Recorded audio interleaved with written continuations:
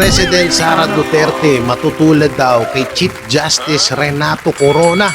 At ito ay bana Alawi, binanatan ni Auntie Claire.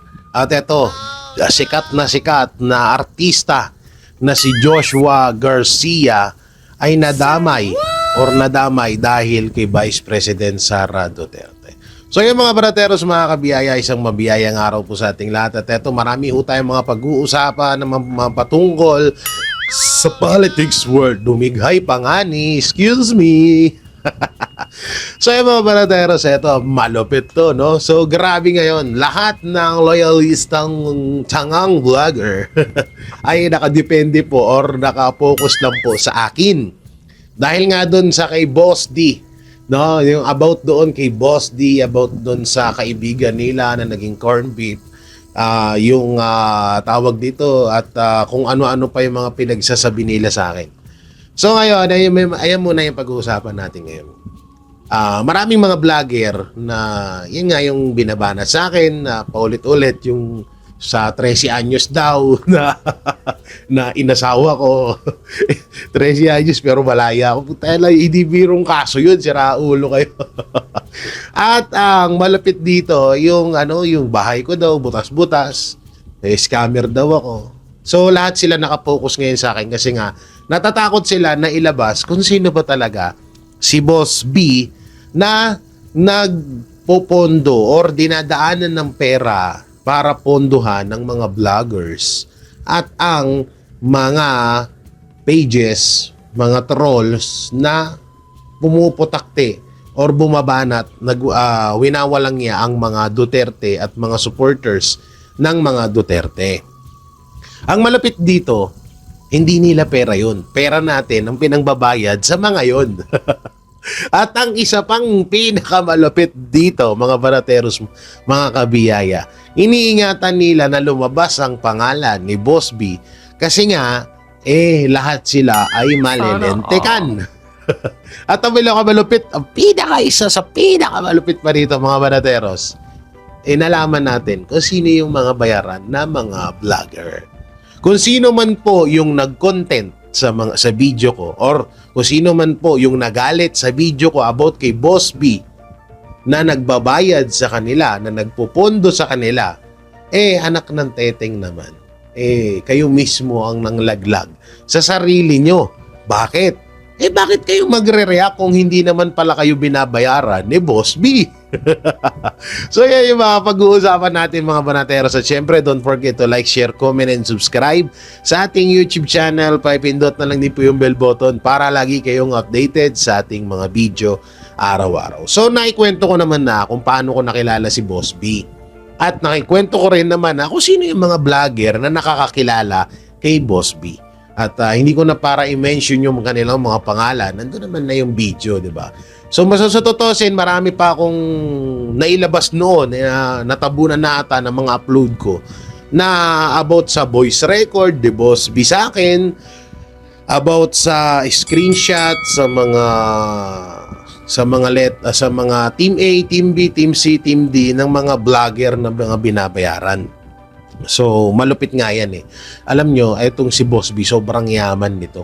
At kamag-anak ito ng isa sa mga kilalang politics, isa sa mga kilalang mga buaya sa bansang Pilipinas. At ito ay may anak na sikat na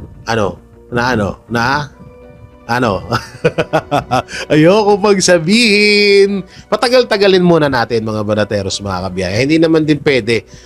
Tapos may mga issue pa sila sa akin na yung nilabas ko daw na picture ay hindi daw si Boss B yun. Bakit ko naman nilalabas yung picture ni Boss B? Di kinasuhan ako. Hindi man ako kasing tanga nyo. Diba? So, malapit pa dito, inaamin, sila mismo ang nagsasabi at sila mismo nagpapatunay na meron talagang Boss B. Diba? Kasi, kung mapapansin nyo, lahat ng video reaction is talagang naglipa na ngayon at binabanata nila ako, pinagtutulong-tulungan nila ako. Partida, mag-isa ko lang silang pinapaiyak, no? Ngayon, ang akin lang naman, pakagatin sana sila sa bitag. So kumagat naman ang mga hinayupak. Kumagat naman po ang mga hinayupak at mismo sila, pinatunayan nila na meron talagang Boss B. Diba? Wala naman ako sinasabing pangalan kung sino talaga si Boss B. Ang malapit dito, bigla silang naglabas ng mga video na sinungaling daw ako na hindi ko daw kilala si Boss B. So ibig sabihin, kilala nyo talaga si Boss B. So ibig sabihin, totoo talaga na 70, 150, 250k to 500k ang binabayad sa inyo buwan-buwan ni Boss B. Ay, lako po! Kayo mismo kayo na mismo ang naglagay diyan sa bangin sa mga pangalan nyo. So ulitin ko, kung sino yung mga vlogger na nag-reaction about kay Boss B at sinasabing sinungaling ako dahil hindi ko naman daw kilala talaga si Boss B, alam na this kung sino-sino sila at kung bakit nila pinoproteksyonan si Boss B. Kasi nga, sila yung mga binabayaran ni Boss B. Ito ba isang malapit na tanong? Nasa lamay ba si Boss B? Yan ang isa sa mga katanungan dyan. No? Nasa lamay ba si Boss B?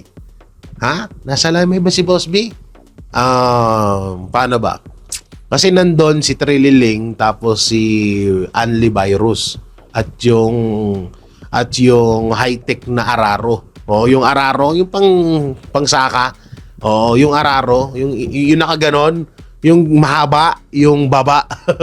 So nandun din at iba pang mga vlogger na nagmamahal daw di umano dito sa kanilang tropa na pinagkakakitaan nila hanggang ngayon. Alam nyo, sa totoo lang, wala doon si Boss B, pero nandoon ang kanyang mga galamay. Ang kanyang mga ganun, nandoon, syempre, sa lamay. Syempre naman, hindi naman talaga magpo-front si Boss B dyan. Syempre, iba yung gagamitin niyang pang-front para magbayad sa mga vlogger. Kahit ako ay talagang inobserbahan ng gusto kung sino talaga kung ako talaga ba ay mapapapayag nila. Sa totoo lang, ang nakipag-usap sa akin noon ay hindi naman talaga si Boss B, pero secretary ni Boss B na isang Tumboy! Uy! Sino yun? So yung mga barateros makakabiyaya, mayroon pa silang pauso ngayon na mga na may tumawag daw. Wow, Wow, famous. May tumawag daw na senador sa kanila. At etong senador ay isa daw lehitimong Duterte supporters. Tumawag daw itong senador na to. Tapos gusto daw pumunta sa lamay ni Corn Beef at gusto daw manghingi or makisimpatya. At sabi nitong vlogger na to, wag daw gamitin yung kaibigan nila para katuwaan or kahangaan sila ng taong bayan. Wow. Sa tingin mo, kung totoo man yung pinagsasabi mo, sa tingin mo maganda yan? Maganda yan sa imahe ng senador na yan. Tsaka sinong senador ang kukontak sa'yo? Alam naman nila na bayaran ka, na dumidepende ka sa administrasyon, sa mga galit sa mga Duterte. So, ano yan? Kasing tanga nyo ang mga senador namin? Hindi, no? Tanginan to mga hype na to. Ang lakas nyong maka-fake news. Hindi. Mga banateros, mga kabiyaya, sige kayo. Kayo ang, sige kayo ang tanungin natin. Kung ikaw, senador ka, alam mo, yung taong yon ay hindi mo mapagkakatiwalaan kasi nga, isa sa mga bumabanat din sa iyo yun. Okay? Magtitiwala ka doon? Diba? Tsaka, sino siyang vlogger na para pagkatiwalaan ng senador? At sa kabilang panig pa, alam naman nung senador na galit ka sa kanila. So, ba't kanila pagkakatiwalaan? Gago ka ba? Ewan ko na lang kung gaano talaga yung utak nitong mga loyalistang tanga na to, na kung ano-ano na lang ang mga pinagsasabi dito sa issue. No, grabe no, nakakaawa lang kasi pinagkakakitaan nila yung kanilang kaibigan. Ewan ko lang kung kaibigan ba talaga nila kasi dyan lang ata sila nagkakakilala eh. Oo, nung na-recruit sila ng secretary ni Boss B. I-reveal din natin yan soon kung sino yung secretary ni Boss B na yan. Nasa akin naman yung chat niyan sa Viber. Nasa akin naman yung pangalan, number niyan sa Viber. So soon natin ilalabas yan, hindi ngayon. Kasi nga, pwede tayong temano, pwede tayong ipapatay, or pwede tayong kasuhan. Diba? So, syempre, gamit-gamit din ng utak paminsan-minsan, no? Oo. Hindi naman tayo katulad ng mga loyalistang vlogger na porket libre ang pagiging tanga, inaraw-araw na. Hindi naman tayo gano'n, no? So, ganyan nga mga banateros, ganyan talaga yung kalakaran. So, ngayon, umamin na sila. Talagang may maihahambing ko to sa pag-amin. Kasi nga, biruin mo, hindi ko naman minimension yung mga pangalan nila. Aba, nagsiripag-react lahat. No, na hindi ko daw. Ang malapit pa dyan, pwede naman nila i-deny yun sa pamamaraan na wala talagang Boss B. Kaso ang nangyari, sinasabi nila na sinungaling daw ako at hindi ko naman daw talaga kilala si Boss B. So, ibig sabihin, totoo nga, si Boss B. Buisit tong mga to. Yan tuloy, nasunog na naman kayo. Ewan ko na lang, no. Alam naman na natin tong mga loyalistang vlogger na to, mapapinklawan, dilawan. Lahat na yan, magkakasama na yan eh. So, lahat sila pinupuntirya ako. May issue pa sila sa akin na sira-sira daw bahay ko. Yung dingding ng bahay ko ay yero. At bago daw ako magkomento, makipag-away or makipag-discussion sa kanila, or or magsalita about sa presidente or sa nangyayaring korupsyon ngayon sa bansang Pilipinas, ay ipagawa ko daw muna yung bahay ko. So grabe no mga banateros. Diyan pa lang panalo na ako. Bakit? Pinatunayan nyo lang na mali talaga yung ibinibintang nyo sa akin na scammer at binabayaran ako ng mga Duterte. Excuse me. Kung binabayaran ako ng mga Duterte at sabi pa nga nung isang vlogger na may pangalan yung pangalan na kasi gagawa ka na lang ng pangalan pa ng hayop. So sabi nung vlogger, so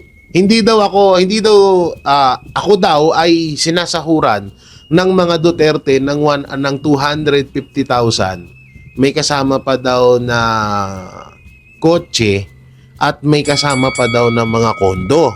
Oh, may ganun silang pakulo eh. So kung ganun man na binabayaran ako ni BP Sara ng 200k, may kotse pa ako at may kondo pa, bakit yung sinasabi na sira-sira bahay ko? Di sana lumipat na ako sa kondo, doon na ako. 'Di ba? Hindi na ako nagtiis doon sa bahay namin. Tsaka bakit? Katuwiran ba or definition ba ngayon ng pagiging mahirap ang pagsasabi ng katotohanan? Porket ba yero ang dingding ng bahay namin, hindi na pala dapat ako paniwalaan, hindi na pala dapat mai-consider na tama yung sinasabi ko porket yero ang dingding ng bahay namin. Diyan pa lang panalo na ako. Pinatunayan nyo sa mga supporters nyo at sa supporters namin na talagang wala kaming natatanggap na pera na galing sa mga Duterte. No? Sa totoo lang po talaga, real tukan tayo, mag-aminan tayo dito.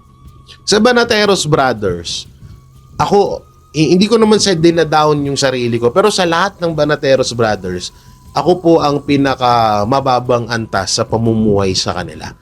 No, hindi ko binabayad, hindi ko sa inaano po yung sarili ko. Pero inaamin ko po no na talagang kaya nga kung mapapansin nyo, si Banat Bay parang nagiging security guard niya ako sa kung saan man kami pumunta. Hindi ko kinakahiya yun. Hindi ko kinakahiya yun na maging parang security guard ako ni Banat Bay. kusang loob ko po yung ginagawa dahil malaki ang utang na loob ko sa kanya. Hindi nyo ako makikilala ngayon, hindi ako mapapabilang sa SMNI, hindi ako sa SMNI Anchor, syempre salamat din sa SMNI. Hindi ako makikilala ni Pastor, hindi ako makikilala ninyo lahat kung hindi dahil kay Banat Bay. So bilang sukli, ginagawa ko 'yun. At kasi wala naman akong pwedeng maibalik kay Banat Bay kundi yung suporta at syempre sa pagiging solid na kaibigan. Kasi sabi ko nga sa inyo, kahit sa kamatayan, ipaglalaban ko si Banat Bay. Ipaglalaban ko si Banat Bay hanggang kahit na buhay ko pa yung maging kapalit. Ganyang kalaki ang utang na loob ko kay Banat Bay. Hindi dahil sa sumisip-sip ako, marami kasi nagsasabi dyan na sobrang sip-sip ako kay Banat Bay. Pero okay lang yun. Wala, dinidedma ko lang kayo. Pero soon, makikita nyo rin yan kung gaano kahalaga yung ginagawa ko. Hindi lang sa kay Banat Bay, kundi sa lahat. No, sa lahat ng banateros. Lahat ng banateros talaga may mga sari-sariling trabaho kasi yan. May mga tinapos ng pag-aaral at may mga mararangal na trabaho. Katulad na lang si Sir Jack, may business yan. Si Paring RJ, isang musikero. Si Master Judea, kung di ako nagkakamali, isang businessman yan. Si Boss Dada, engineer, kung di ako nagkakamali hindi rin kasi kami masyadong nag-uusap pag sa mga mapatungkol sa personal na buhay namin. So si Banat Bay may mga trabaho din, may kahit papaano, may business din. So talagang alam mo yun na ako ay isang construction worker pa rin na nangongontrata sa mga iba't ibang mga kabahayan na ginagawa. Kasi yun naman talaga yung skill ko. Simulat sa pool, nandiyan naman yan sa vlog ko, 'di ba? Na nagko-construction worker ako at hindi ko kinakahiya yun. Ngayon, kung sa pagiging ganyan na mahirap ko, kukutyain nyo ko na parang pinapalabas nyo na porket mahirap ako, hindi dapat ako paniwalaan. Putang ina, yung mga boss nyo, bakit nangihingi ng tulong sa amin ng mga mahihirap pagdating ng eleksyon?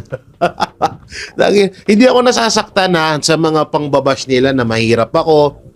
Dingding yero yung dingding ng bahay ko. Hindi ako nasasaktan doon. Sa tutusin, proud pa ako doon. No, I'm proud of it. 'Di ba? Kasi nga hindi naman ako bayaran. Hindi kami bayaran ng mga Banateros brothers.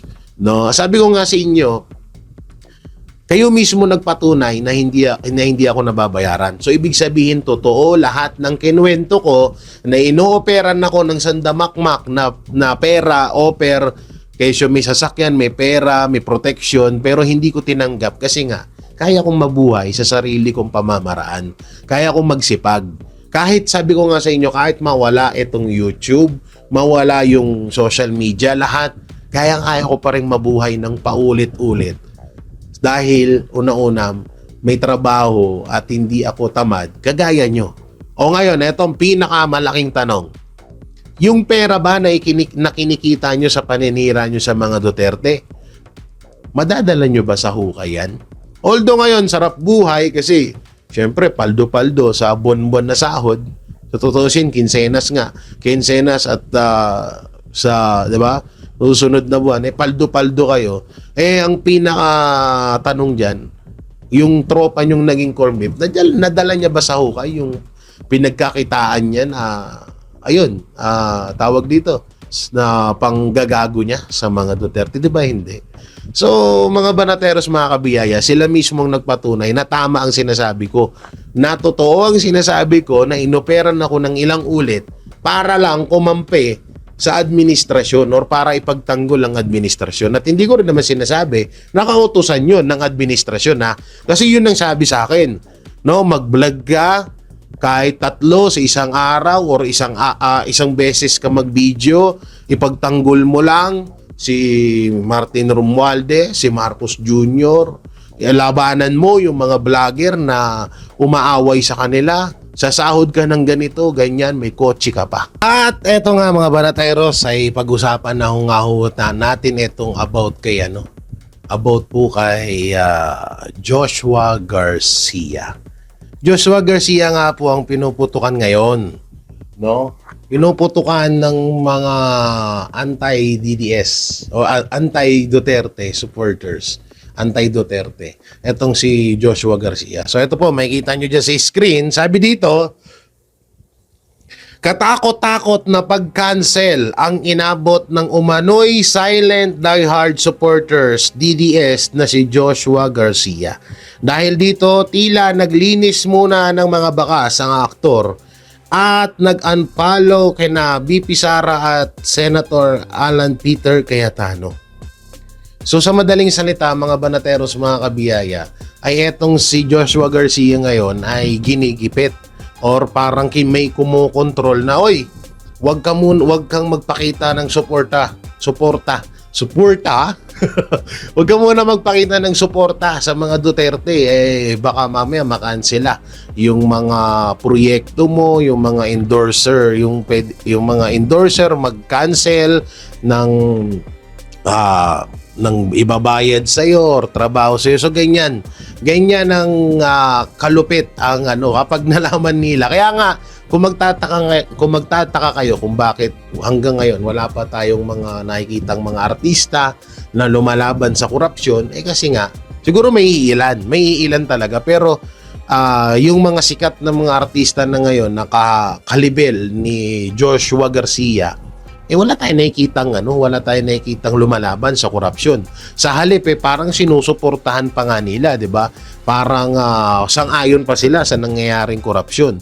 So mga banateros, mga kabiyaya, dahil nga siguro dito, dahil natatakot itong ibang mga artista na baka tanggihan sila or anuhan sila ng mga endorsers nila. Kaya siguro todo alam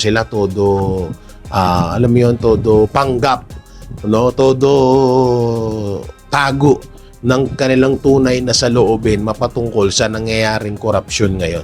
At isa na nga dyan si Joshua Garcia. Pero Joshua Garcia, bilang payo at isa rin sa mga nanonood, at alam naman natin na magaling na artista tong batang to, huwag kang matakot. Kung ano yung gusto mo, kung ano talaga yung nasa loob ng puso mo, push mo yan. 'Di ba? Hindi yung huwag kang magpadala ng takot sa mga yan na parang tatakotin ka na porket supporters ka ni BP Sara, ganyan ang gagawin sa'yo. Yung parang tawag dito, gigipitin ka. So kung panggigipit lang ang usapan, sa amin mas dihamak pa nga. Ngayon nga may kumakalat na video ko, nakasama ko yung 13 anyos daw. Sabi ko, walang niya, halos 7 years ago na ata yan. Ang bata-bata ako pa dyan, ang payat-payat ko pa. Pati ba naman nung bata ako, talagang, nyo pa, question, parang pinapakalat nyo pa na ngayon yun, tingnan nyo yung itsura ko doon, lubog pa yung pangako. So yan yung mga nangyari. At ito pa yung isa sa mga pinakamalupit, na isa pang pahayag mapatungkol naman kay Ivana Alawi. Hindi ko lang alam kung totoo po ito. So ito, basahin natin. Ivana Alawi nagbigay ng 2 million at habang buhay ang suporta sa anak ng napatay na rider. Tapos ito daw yung komento ni Auntie Claire mapatungkol dito. Hindi ko alam kung ito po ba ay 100% na totoo, na sinabi ba talaga ni Auntie Claire, pero kung pagbabasihan natin kung ganito ba ang pag-uugali ni Auntie Claire, talagang nalalapit. Sabi ni Auntie Claire ito, wala akong problema sa pagtulong mo, pero konting respeto naman, iha. Gawain yan ng Pangulo, wag mo sanang pangunahan. Sa totoo lang, mas una pa atang tumulong si Marcos Jr. doon sa namatay niyang vlogger kaysa dito sa rider na pinatay ng kriminal. 'Di ba? So kung totoo man to, kung totoo man, so ibig sabihin, katulad ko, ako, hanggang ngayon, simulat sa pool, diba, isa akong charity vlogger, hanggang ngayon tumutulong pa rin ako. Off-cam nga lang, hindi ko pinapakita na sa mga video ko. So ibig sabihin, mali pala yung ginagawa ko kasi parang pangbabastos yun sa Pangulo. Parang sinasapawan ko siya, ganun ba? So pangit naman ata niyan. Alam nyo, hayaan nyo kung sino yung mga gustong tumulong sa mga kababayan natin. Sa totoo nga lang, mas nararanasan lang ng bawat Pilipino ang pagtulong ng gobyerno, lalo na kapag malapit na ang eleksyon. 'Di ba? Hindi palaging ganyan. Parang ano yan parang Pasko. Kapag eleksyon na, Pasko na sa atin kasi marami tayong nakukuhang tulong na nagmumula sa mga politikong kailangan ng mga boto natin. Ang lupit mo, Auntie Claire, ha? Iba din, ha? Oo, iba din tong si Auntie Claire. So ito pa, may isa pang balita mapatungkol dito kay Auntie Claire. So babasahin natin. Pangamba ng publiko sa seguridad, dulot lamang umano ng mga napapanood at naka-highlights na krimen sa balita ani ni Yusek Claire Castro. So ibig sabihin, hindi totoo yun mga napapanood namin. So ibig sabihin, safe talaga dito sa Pilipinas, no? Higiniit ng Malacanang na ang pangamba ng publiko sa seguridad ay dulot lamang umano ng mga krimeng madalas na napapanood at naiuulat sa balita at hindi sumasalamin sa kabuuang sitwasyon ng peace and order sa bansa. Ayon kay Palace Press Officer Yusek Castro, bagamat may mga krimeng na nagiging tampok sa balita, ipinapakita umano ng datos ng Philippine National Police or ng PNP na may mga lugar sa bansa na wala namang naitatalang krimen. Yun ata yung sa harap ng bahay ni Auntie Claire. Iba naman po ang nakikita natin na data. May nakikita po tayong krimen, yes, na naibabalita pero sa kapangkalahatan sa buong Pilipinas may mga lugar po tayo na inire-report din ng PNP na wala pong nangyayaring krimen. Wow, paano mo nalaman? Dagdag pa niya, nagkaroon lamang umano ng pangamba ang publiko dahil mas nabibigyang pansin ng mga insidenteng na ibabalita. So ibig sabihin totoo yung mga nababalitaan natin nung nakaraan. Na kapag may krimen daw na nangyayari sa Pilipinas, ay hindi na daw ibabalita ng ibang mga mainstream media. Naku po. Tapos ang malupit pa dito, yung mga taong maglalabas ng mga krimen na to, o halimbawa, katulad niyan, isang rider, hold up ng isang kriminal. So ikaw, nandun ka sa gilid, na binidyoan mo. So mangyayari, kakasuhan ka daw. Daw ha? Yan ang mga bali-balita. Pero pag binasa natin itong sinabi ni Auntie Claire na nai-highlights lang daw. So ibig sabihin, bukod sa bawal na rin i-highlights ang mga krimen na nangyayari sa Pilipinas dahil bakit? Bakit? Dahil napupurnada or napuputukan yung bossing mo? Totoo naman. Tsaka ano yung sinasabi mo na may mga lugar na walang krimen? Akala ko ba safe na safe sa Pilipinas? So dyan sa sinabi mo, pinatunayan mo lang na hindi buong Pilipinas ay safe na. 'Di ba? O akala ko ba sa Davao, sabi nyo sobrang malala ang krimen sa Davao. Bakit kung makapagsalita ka parang sa ibang lugar lang may krimen? Akala ko ba safe? Ilang beses nyo sinabi na safe sa Pilipinas. Kung safe sa buong Pilipinas, dapat pangkalahatan yan. Hindi ako naniniwala na may lugar na sa panahon ngayon na may lugar na wala namang krimen. Kalokohan yan. Sobrang kalokohan yan mga banateros, mga kabiyaya. No? So, siguro, kung sa Davao nga na napaka-safe na lugar, may mga tarantado pa rin gumagawa ng krimen kahit papano, 'di ba? Hindi ko yan itinatanggi. At ito pa, no? Asa na yun? Ito na, yung kay Martin Romualdez, basahin natin ha. Napornada ang planong makalabas ng bansa. May natanggap umanong impormasyon ng NBI tungkol sa posibleng planong paglabas ng bansa ni dating House Speaker Martin Romualdez. Ngunit nininaw ng ahensya na walang pang-kumpirmasyon kung may aktual na pagtatangkang umalis ng Pilipinas. Ayon kay spokesperson Dana Sandoval, batid ng kampo ni Romualdez ang kanyang Drugari Records.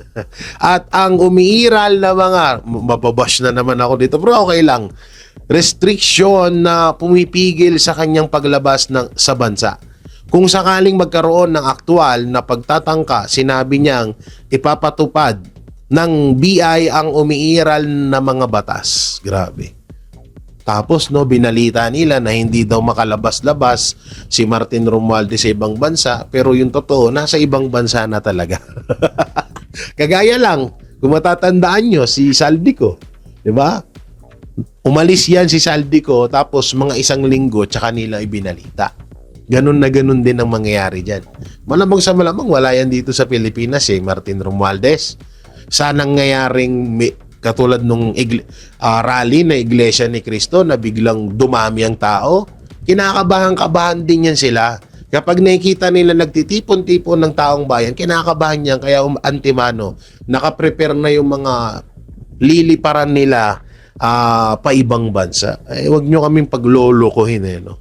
So ito pang malupit, yung banatan ni Alan Peter Cayetano at nitong ni Pinky Lacson. So basahin natin.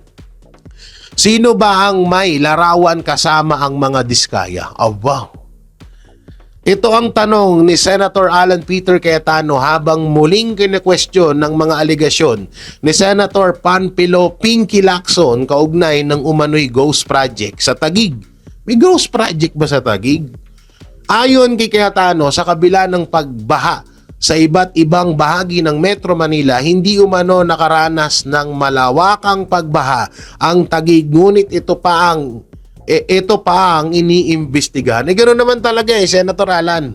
Oo, ganoon naman na talaga. Alam nyo, 'di ba nga nagkaroon ng baha sa Metro Manila pero sa Davao nag-imbestiga. Ganyan na ganyan naman yung gawain nila. Wala nang baha sa Taguig ngayon. Konting ulan all over the Philippines is all over Metro Manila, baha-baha na. Pero sa atin awa ng Diyos maayos, pero tayo ang iniimbestigahan nila.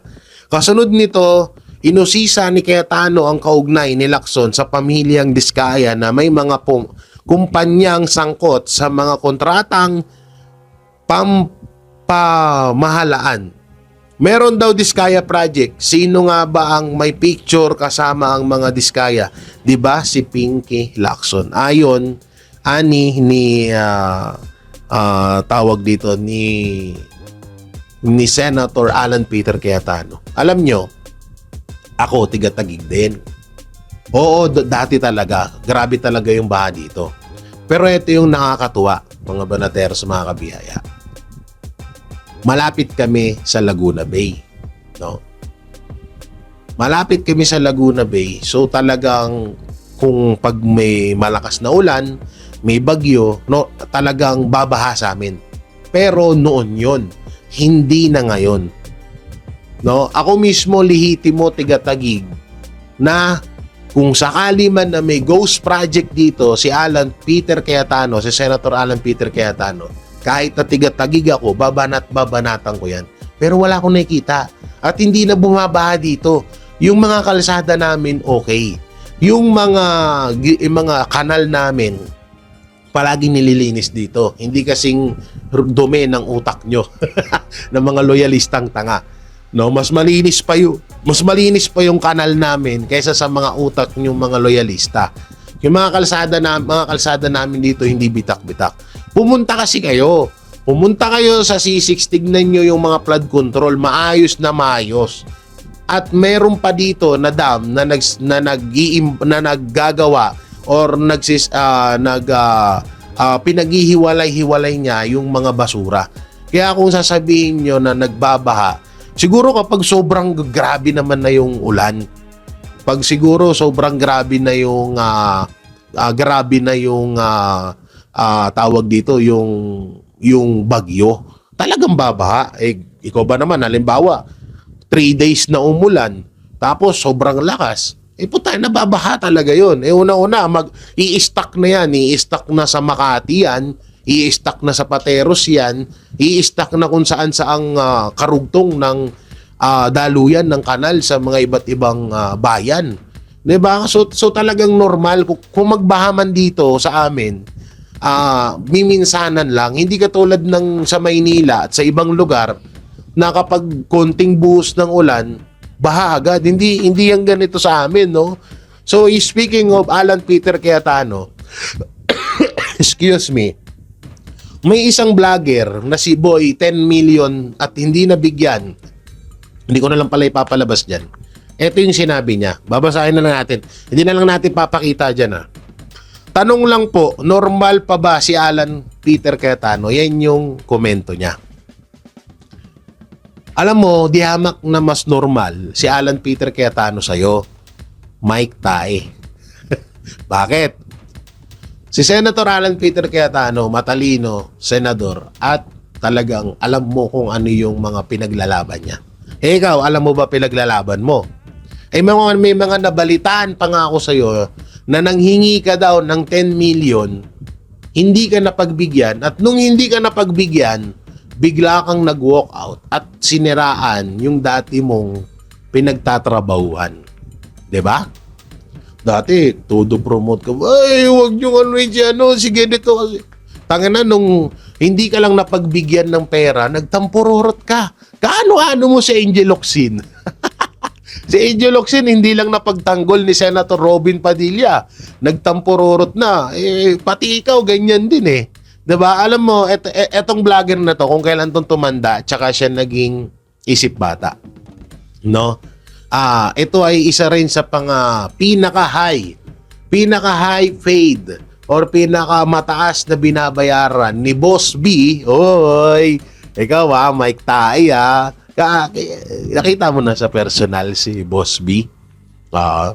Nakita mo na sa personal si Boss B? Ay, puta na. Nagmi-meeting kayo minsan. Oo, tayo na. 'Di ba? 'Di ba? Isa ka sa inaambunan ng biyaya ni Boss B. Kaya wag kami. Ikaw ang tanungin ko, normal ka pa ba? Normal pa ba yung pag-iisip mo? Tangina, grabe na yung nakawan na nangyayari sa Pilipinas. Tapos, si Senator Alan Peter Cayetano ang isa sa mga senador na lumalaban sa korupsyon. Tapos sasabihin mo, normal pa ba siya? Gago ka pala eh. Ikaw ang abnormal. Ay, sorry. Sorry sa words na yun. Ikaw ang may diferensya sa pag-iisip. No? Mike Tae. Ikaw ang may diferensya sa pag-iisip. Alam mo kung bakit? Tangina, grabe na yung nakawan na nangyayari sa Pilipinas ngayon, no? Tapos, goods lang sa'yo. Okay lang sa'yo. Palibasa. Sa bagay, nga pala, kapag natapalang ka talaga ng tigi-1,000 na tigi-1,000 na nagkakahalaga ng 300k per month, talagang nawawala ang wisyo mo sa utak. Kaya yung katanungan mo kung matino pa ba si Alan Peter Cayetano, magsalamin ka muna, tignan mo muna yung sarili mo kung matino ka rin ba. Tanginan to. Alam nyo itong mga itong mga loyalistang vlogger na to. Ang lakas-lakas nilang manglait. Ang lakas-lakas nilang, alam mo yun, mangbash. Pero kitang-kita naman sa mismong sarili nila. Katulad niyan, yung pilay na vlogger, no, na sinasabi na ang dugyot ko daw, ang pangit ko daw. Samantalang siya, di hamak na mas mataba pa siya sa akin at ako ay may leeg na. Hindi katulad mo. Di hamak na mas pangit ka, di hamak na mas mataba kang punyeta ka. Tapos may gana ka pang manglait sa akin. Ako nga nakakapag-basketball, nakakatakbo ako. Gusto mo ba ipakita ko yung clip ko sa'yo? Kung paano ako tumakbo? Wag na. Easy ka lang. Tsaka na, baka magi-idol mo ako eh. Ako nakakapag-basketball ako. Muntik pa nga kami mag-champion nung nakaraan eh. 'Di ba? Ikaw nakakatakbo ka ba? Hindi ka makatakbo dahil yung buto mo sa paa mahina dahil nasasakop na ng taba. Tapos meron pa mga kesyo, ako daw ay rapist. Unang-una, shoutout sa inyo ng mga vlogger, kung rapist ako, may record sana ako sa NBI at sa PNP. 'Di ba? Sana at nakakulong sana ako hanggang ngayon. So bakit wala? Kasi nga hindi naman talaga totoo 'yon. Anak ng tiwang naman itong mga to. Paano magiging totoo yun? Ang laya-laya ko, nakapunta pa nga ako sa China, nakapunta pa ako sa Shanghai, sa Hong Kong. Ilang araw kami doon. Tapos nakauwi pa ako ng Pilipinas. 'Di ba? Tapos binubulgar ko pa yung pag-travel namin. So kung may kaso ako, hindi na sana ako nakapunta sa ibang bansa na yan. Anak ng timang naman talaga. No? So yung mga banateros, mga kabiyaya, ano pong may kukomento nyo sa mga napag-usapan natin, comment nyo lang po dyan sa baba. At syempre, don't forget to like, share, comment, and subscribe sa ating YouTube channel. Okay, pindot na lang din po yung bell button para lagi kayong updated sa ating mga video araw-araw. Pakidamay na rin po yung join button at super thanks dyan. At siguro panahon na para i-reveal ko si Boss B. Si Boss B ay kamag-anak hindi pala. Wag pala muna, no? Hindi pala kamag-anak. Si Boss B ay kamag-anak kamag-anak ni Amy Marcos. So yan, ingat po kayo palagi. God bless and peace and bye-bye.